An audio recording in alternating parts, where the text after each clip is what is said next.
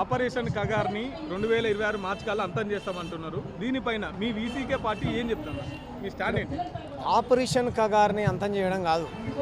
Amit Shah, Narendra Modi operation Kagar పేరుతో అక్కడ ఉన్నటువంటి అడవుల్ని మొత్తం, అక్కడ ఉన్నటువంటి ఆదివాసులని, గిరిజనులను అందరినీ ఖాళీ చేయించి వేదంతా జిందాల్ అనే కంపెనీలకు, అంబానీ ఆదానీలకు కట్టబెట్టడం కోసం చేస్తున్నటువంటి ప్రయత్నం.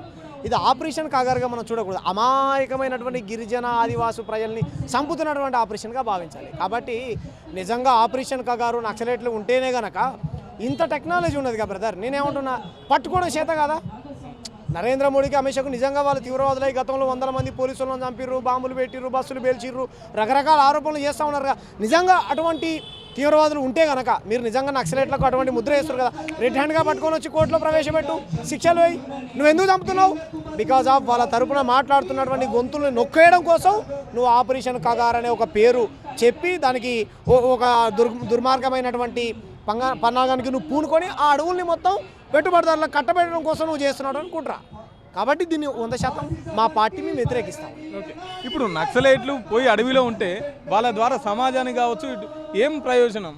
సరే ఓకే, నక్సలైట్లు అడవిలో ఉన్నారు, మీలాంటి వాళ్ళు అడుగుతారు. మాలాంటి వాళ్ళు నువ్వు ప్రభుత్వాన్ని క్వశ్చన్ చేసేటువంటి ప్రజాస్వామ్య పద్ధతిలో అంటే క్వశ్చన్ చేసేటువంటి వ్యక్తులు కూడా అర్బన్ నక్సలైట్లు అంటా ఉన్నారు కదా. అంటే బీజేపీకి ఎవడు వ్యతిరేకంగా మాట్లాడినా నక్సలైటేనా?